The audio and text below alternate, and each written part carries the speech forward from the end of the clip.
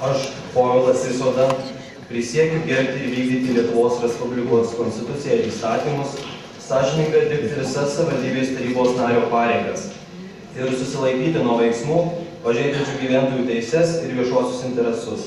Te padeda man Dievas.